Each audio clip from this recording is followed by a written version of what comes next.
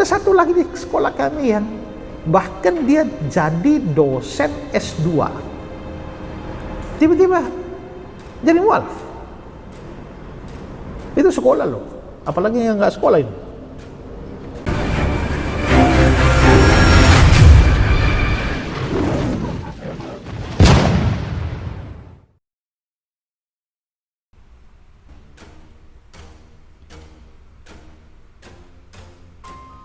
Assalamualaikum warahmatullahi wabarakatuh. Teman-teman, jumpa kembali dengan Al-Ayyubi Channel.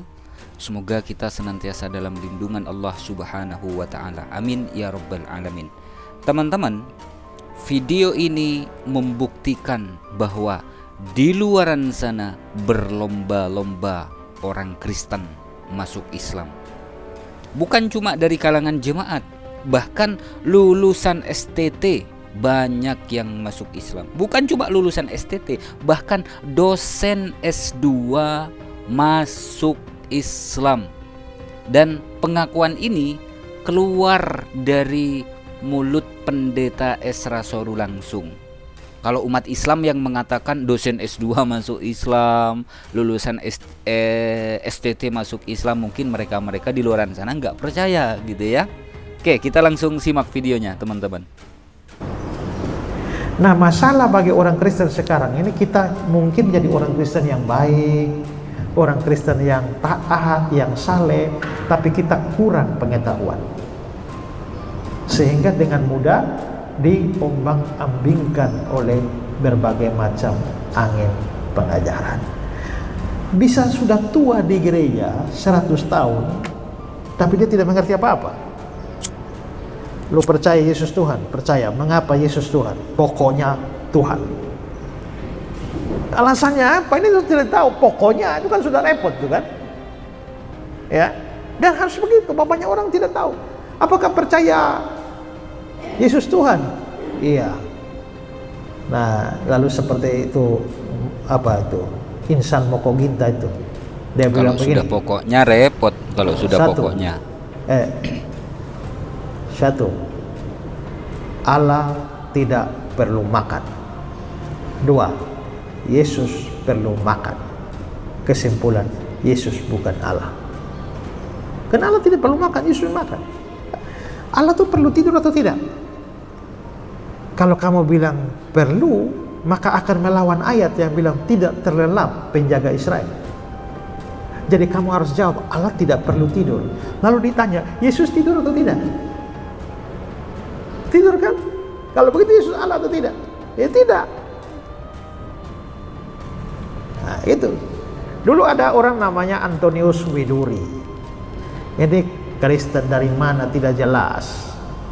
Dia pergi menantang seorang kiai namanya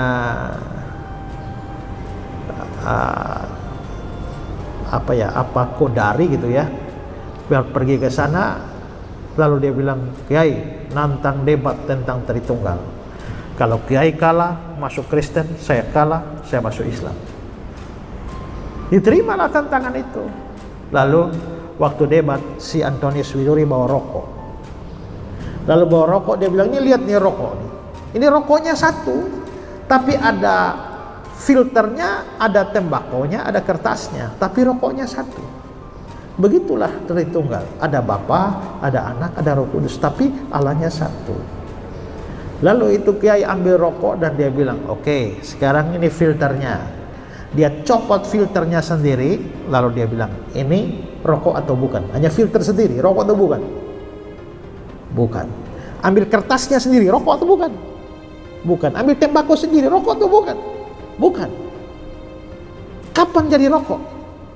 Kalau disatukan kan?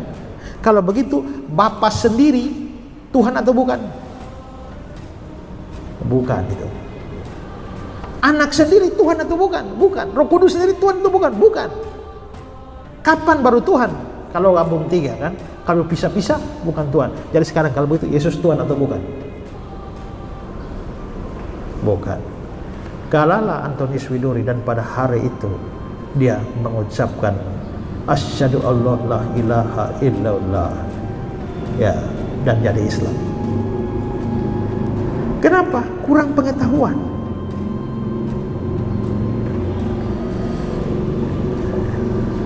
Saya tadi dibacakan saya S1 dari Sekolah Tinggi Alkitab Nusantara Malang.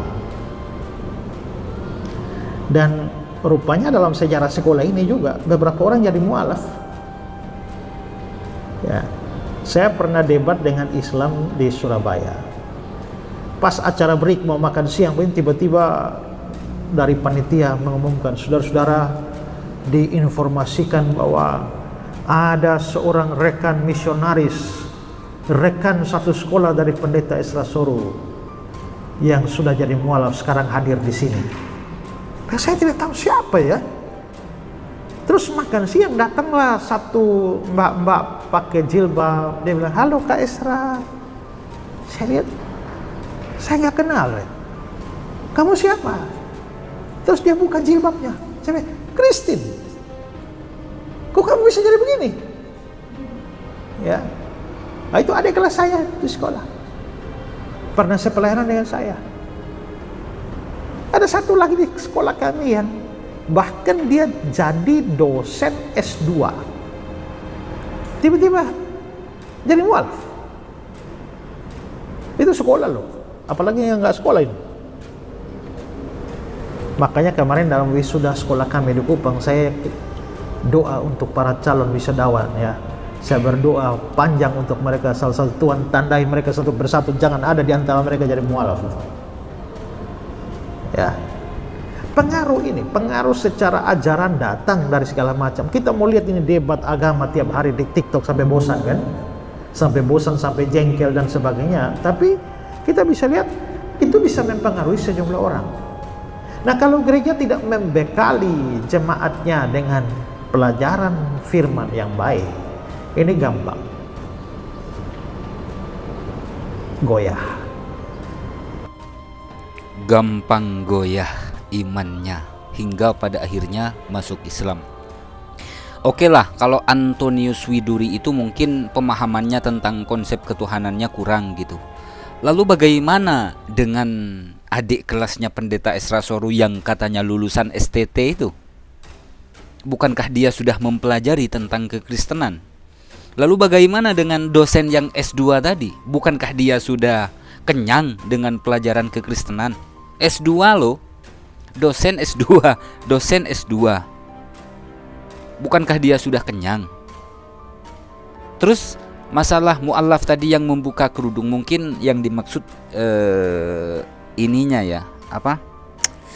Cadarnya dibuka, lalu Pendeta Esra Soru ini bisa mengenali bahwa itu adalah Kristen gitu. Jadi mu'allaf di luaran sana berbondong-bondong orang masuk Islam, itu bukan isapan jempol belaka. Tidak seperti yang dikatakan oleh Pendeta Yeremia itu, gempar, murtad, muslimah taat, murtad masuk Kristen gitu kan. Setelah ditonton, ternyata melihat Tuhannya cuma pakai kolor gitu. Kan lawak. Nah, sedangkan yang dari Kristen masuk Islam ini S1, S2, dokter lulusan S2, ada. Dokter Clarissa siapa? Clarissa Grani siapa itu? Dokter. Ya, bukan yang asal-asalan gitu, dan bisa dibuktikan gitu. Terus mengenai tentang perdebatan lintas agama, ya jelas sekali itu memang merugikan kekristenan itu sendiri. Kenapa? Pada saat orang-orang Kristen bahkan pendetanya menarasikan tentang konsep ketuhanan, menjelaskan tentang konsep ketuhanannya, mereka kebingungan sendiri. Tuhan satu tapi tiga tapi satu. Bisa dipisahkan, bisa dibedakan, tidak terpisahkan. Jadi tidak terpisah tapi tidak menyatu. Nah, ini ceritanya gimana? Bingung kan? Tidak terpisah tapi tidak menyatu. Bingung sendiri. Pada akhirnya jemaatnya yang mau jujur memikirkan ulang tentang konsep ketuhanannya, lalu mereka memilih Islam, lalu mereka bersyahadat. Banyak yang seperti itu, teman-teman. Di kekristenan ini oke lah, kalau dari luar debat lintas agama, Islam versus Kristen gitu ya, bahkan banyak yang berujung kepada persyahadatan itu banyak ratusan sudah.